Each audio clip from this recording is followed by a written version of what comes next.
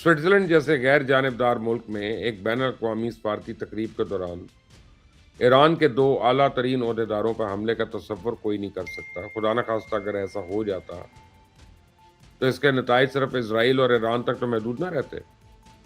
Washington, Brussels, Beijing, پورا مشرق وسطیٰ اور یعنی بہت سے ممالک اس بحران کی لپیٹ میں آ سکتے تھے۔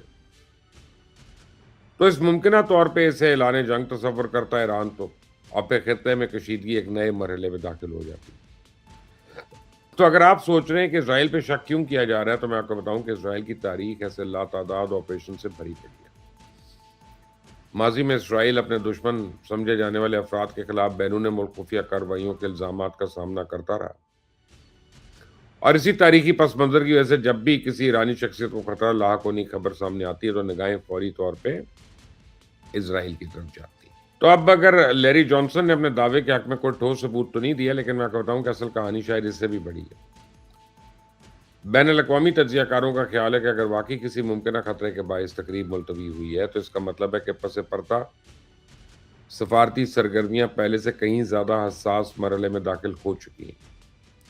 اسے سوال صرف یہ نہیں ہے کہ کون کس کو نشانہ بنانا چاہتا ہے، بلکہ اصل سوال یہ کہ ایسے کون سا معاہدہ یا سمجھوتا زیر غور تھا جس کے لیے اتنی غیر معمولی سیکیورٹی تشویش پیدا ہو گئی۔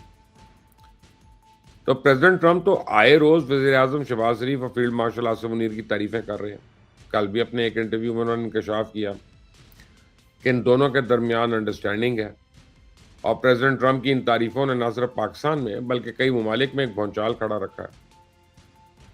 اسرائیل نے تو کھل کر الزام عائد کیا ہے کہ ترکی، قطر اور Pakistan American president Donald Trump پہ حد سے زیادہ اثر انداز ہو رہے ہیں۔ میں آپ کو نیتن یاہو کی کابینہ کے منسٹر کی گفتگو سنواتا ہوں تو یہاں تک کہہ رہا ہے کہ پریزیڈنٹ ٹرمپ کو پیسوں کے زور پہ گمراہ کیا جا رہا ہے۔ سنیں ذرا۔